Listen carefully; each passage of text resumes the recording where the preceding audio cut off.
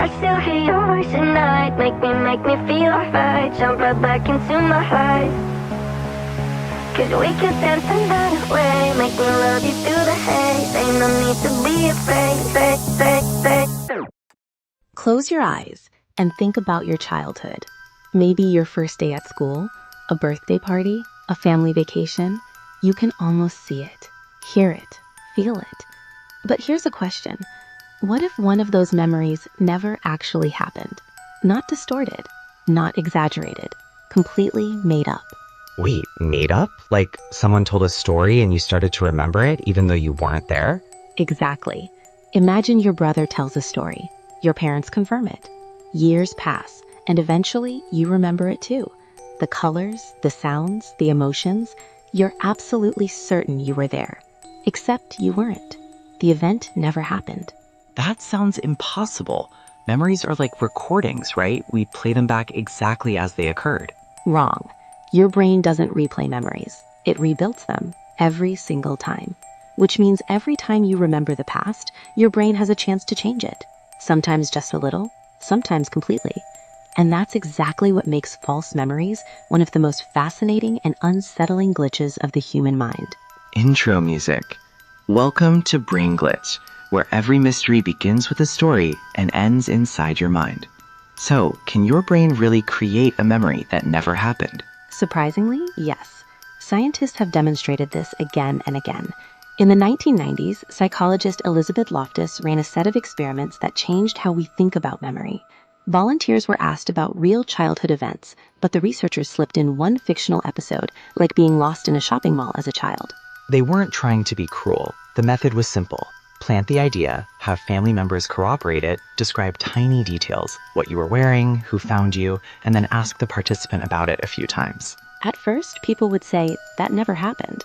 But after a few retellings, something changed. They started to remember the event. Not guess, remember. They added sensory details, emotions, even dialogue. Some became completely convinced it was a real memory, except it wasn't. So what's going on in the brain? You mentioned rebuilding memories. How does that allow fiction to become fact? There are a few key mechanisms. First, memory is reconstructive. When you recall something, your brain pulls together fragments, sights, sounds, feelings, and fills in the gaps. Each recall is a new version. Second, there's something called source monitoring. We have to track where a memory came from. If a story from a sibling gets mixed with a real experience, we may later misattribute it to our own life. And I've heard of imagination inflation, where imagining an event can feel real later on. Exactly. Even pretending or vividly imagining a scene activates many of the same brain regions as real perception. Over time, those imagined details can be encoded alongside true memories. Add social reinforcement, family members insisting the event happened, and the memory gets stronger, not weaker. That explains how an invented event can feel vivid. But why would our brains do this? Why be so sloppy? Because our brains are optimized for usefulness, not for perfect archival footage. Reconstructive memory is faster and more flexible. It helps us generalize, learn rules from past events, and imagine future scenarios. Blending facts with expectations helps us predict outcomes and make decisions. The trade-off is occasional error. Sometimes we manufacture entire events because the pieces fit together in a believable way. So a kind of functional trade-off, memory for meaning over memory for accuracy. But the consequences can be serious, right? Very serious.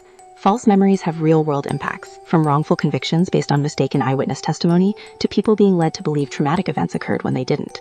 Even in everyday life, false memories can change family stories, relationships, and our sense of self. That's unsettling. So how do we protect ourselves, or at least be more honest about what we remember? There are practical steps. First, be skeptical of repeated retellings. The more a story is rehearsed, the more fixed it feels, even if it's wrong. Second, look for independent corroboration, photos, receipts, third-party accounts. Third, avoid leading questions when talking about the past. And if someone introduces a surprising memory, ask gently where it came from. Did you experience it or hear about it? Keeping a journal or photos can help too. Physical records are less prone to reconstruction.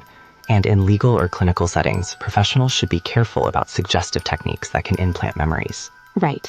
The goal isn't to distrust all memory, it's to appreciate its limits. Remembering is a creative act as much as a retrieval act. That means our past is partly constructed, and sometimes we build things that never existed. So next time you close your eyes and visit your childhood, savor the feeling, but maybe leave a little room for doubt. Our memories make meaning, but they're not perfect footage. Thanks for joining us on Brain Glitch. We hope this episode made you look at your memories a little differently. We'll be back with more mysteries of the mind. We hope you enjoyed today's podcast, and we'll be back with more engaging content soon. Hey, have you heard about this idea that your brain can actually create false memories? Yeah, it's wild. Why would your brain ever invent something that didn't happen? The short answer is simple. Your brain isn't trying to be a perfect recorder of history. It's trying to make sense of what happened. Think of memory like a puzzle. Years later, some pieces are missing, and instead of leaving empty spaces, your brain quietly fills them in. And most of the time that filling in is useful, right? It helps us keep a coherent story about our lives, but sometimes those fills are wrong. Exactly. A photograph can change a memory. A family story can change a memory. Even a simple question, like, do you remember the broken window, can make your brain start searching for a detail that might never have existed. The more you imagine it, the more familiar it feels. Eventually, imagination can become memory. That explains why eyewitness accounts are often inconsistent.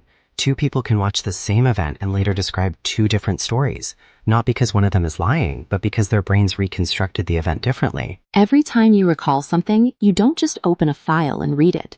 You rebuild it, then you save it again. Scientists call that memory reconsolidation.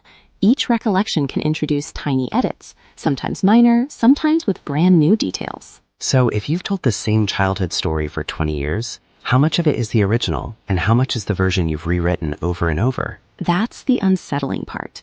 Maybe the past isn't as fixed as we like to believe. Maybe every memory is a new version of an old story. And if memories can be rewritten, can they be manipulated? The answer is unfortunately yes. False memories can change someone's life.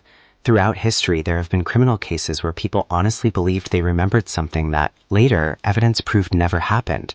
They weren't lying. Their brains had simply rewritten the past. That's why modern psychologists treat memory with caution. Confidence is not the same as accuracy.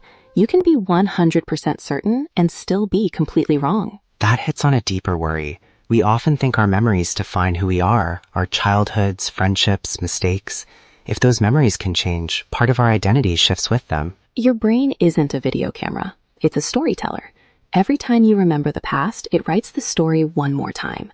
Most edits are tiny and invisible, but over years, those tiny edits can accumulate into a very different memory. And that isn't necessarily a design flaw. It's the price of a flexible brain, one that can learn, adapt, and survive.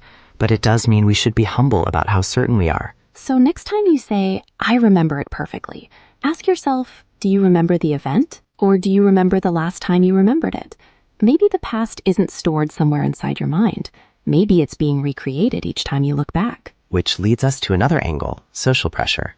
Imagine you're in a room surrounded by smart people and everyone agrees on the same decision. It feels impossible that they could all be wrong, so you agree, not because you truly believe it, but because everyone else does. History is full of disasters caused not by one foolish person, but by groups of brilliant people. Groupthink can make entire groups rewrite what they think they remember about risks, alternatives, or red flags until the flawed choice seems inevitable. So false memories and groupthink are cousins. Both show how our minds and our groups reconstruct reality in ways that feel right but can be wrong. It's a powerful reminder to question certainty and to look for corroborating evidence. Exactly. Be curious. Ask gentle questions. Invite alternative views. Because the memories we trust the most may be the ones our brains have quietly rewritten. Thanks for joining us for this episode of Brain Glitch, where every mystery begins with a story and ends inside your mind. See you in the next glitch. I still hear your voice at night, make me feel alright. Jump right back into my heart. 'Cause we could dance the night away, make me love you through the haze. Ain't no need to be afraid,